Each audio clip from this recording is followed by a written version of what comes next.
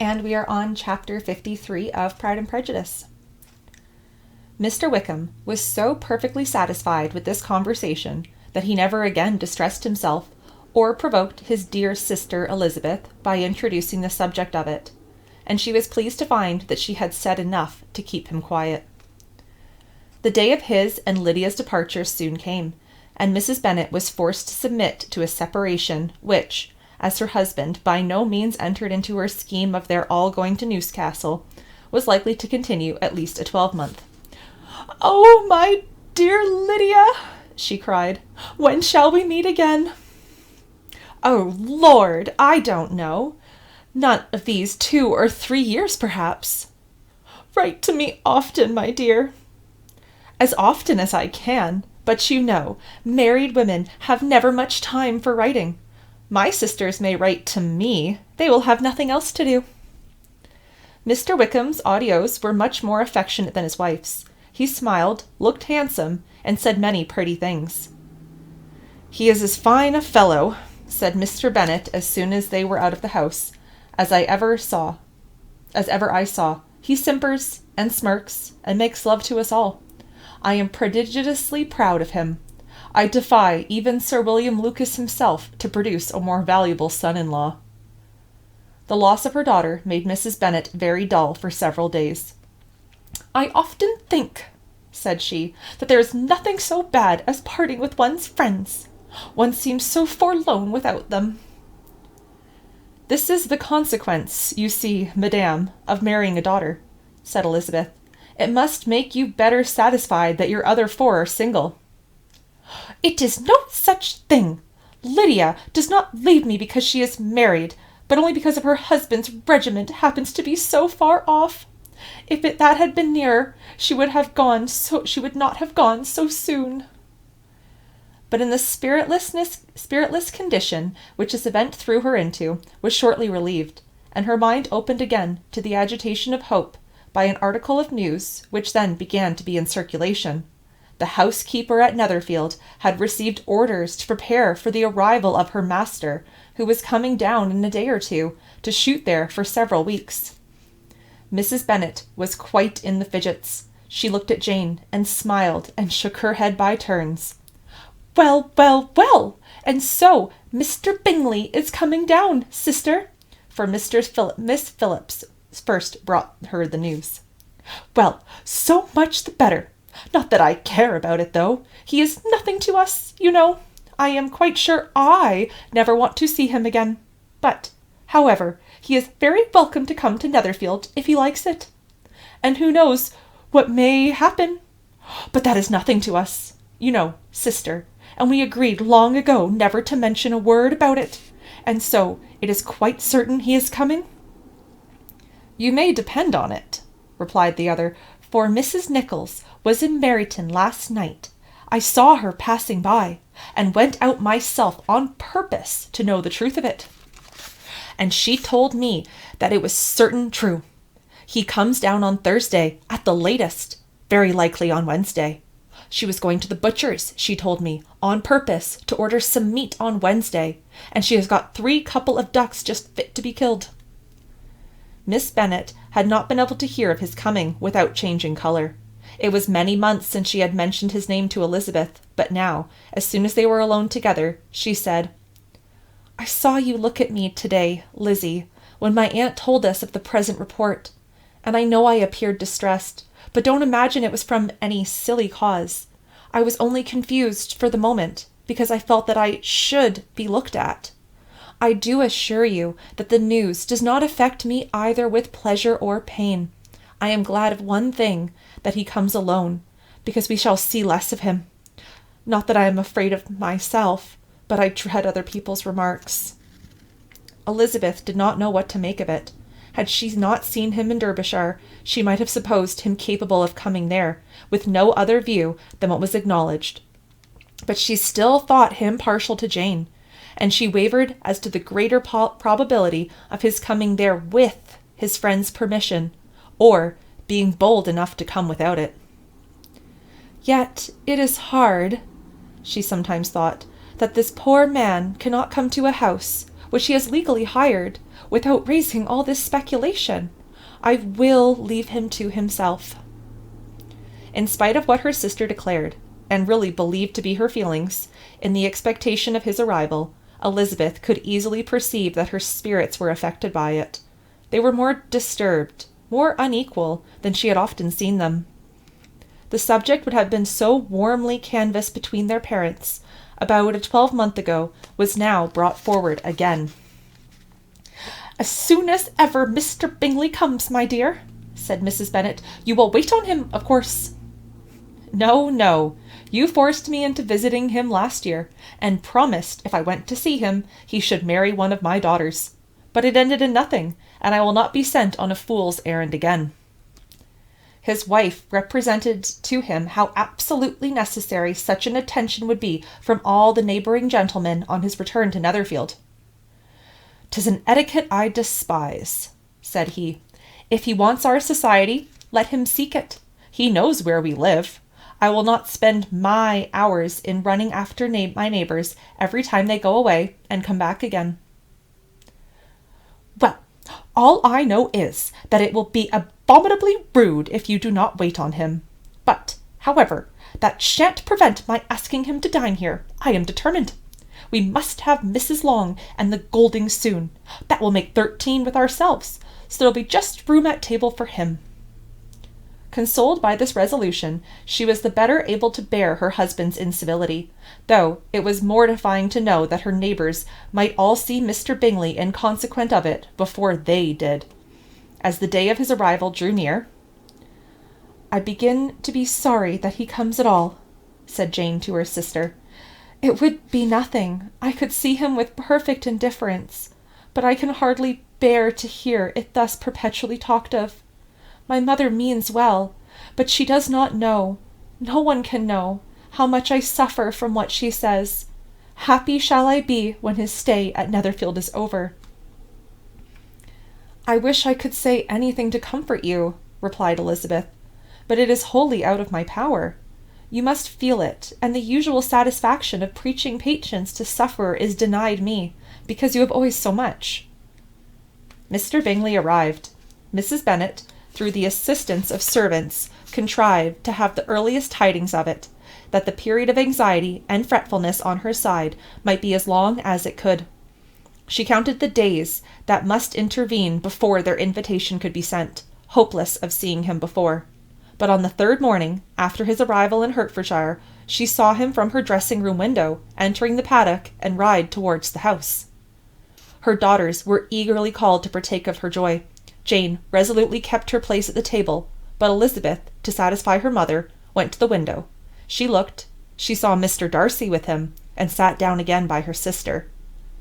"There is a gentleman with him, mamma," said Kitty. "Who can it be?" "Some acquaintance or other, my dear, I suppose. I am sure I do not know." "La!" replied Kitty. "It looks just like that man that used to be with him before. Mr. What's-his-name? That tall, proud man." "Good gracious, Mr. Darcy! And so it does, I vow. Well, any friend of Mr. Bingley's will always be welcome here, to be sure. But else I might say that I hate the very sight of him." Jane looked at Elizabeth with surprise and concern. She knew but little of their meeting in Derbyshire, and therefore felt for the awkwardness which must attend her sister in seeing him almost for the first time after receiving his explanatory letter. Both sisters were uncomfortable enough. Each felt for the other, and of course for themselves, and their mother talked on of her dislike of Mr. Darcy, and her resolution to be civil to him only as Mr. Bingley's friend, without being heard by either of them.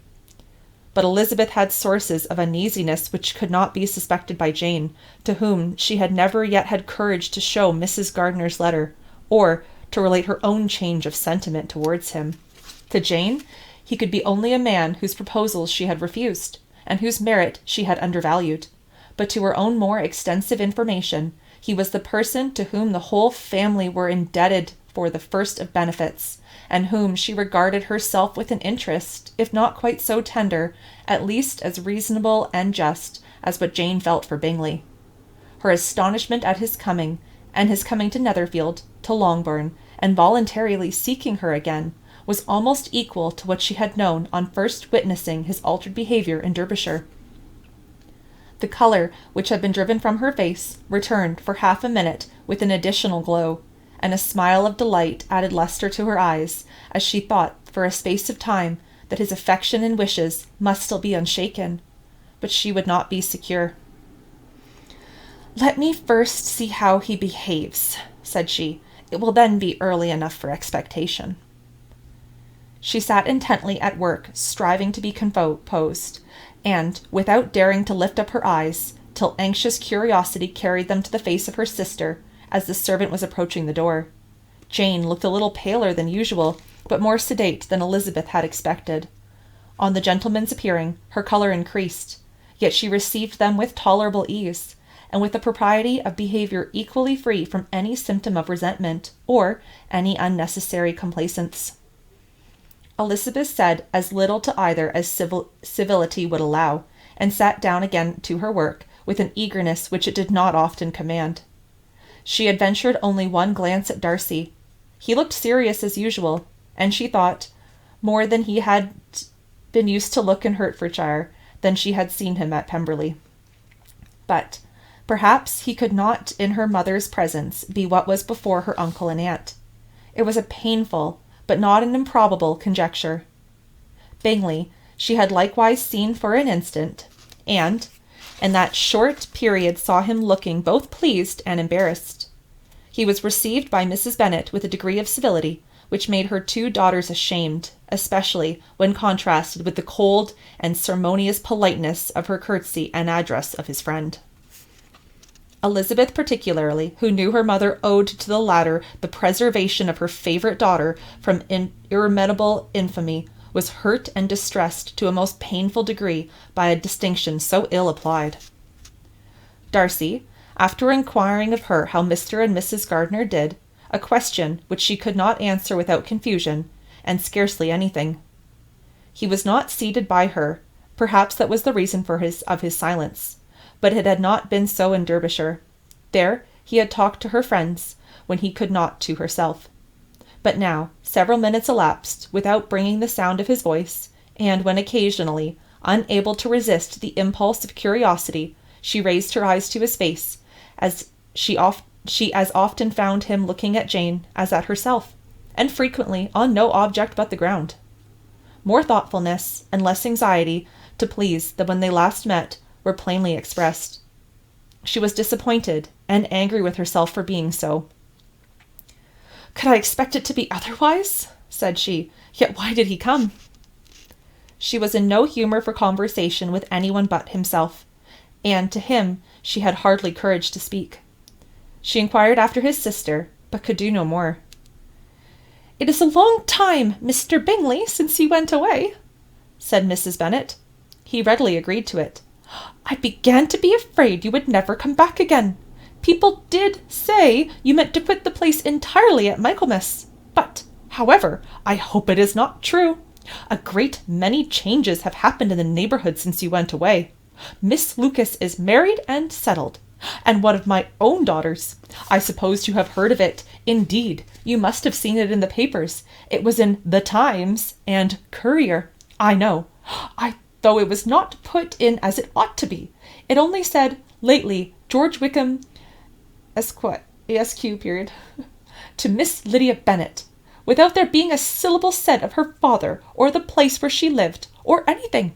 It was my brother Gardiner's drawing up too, and I wonder how he came to make such an awkward business of it. Did you see it?"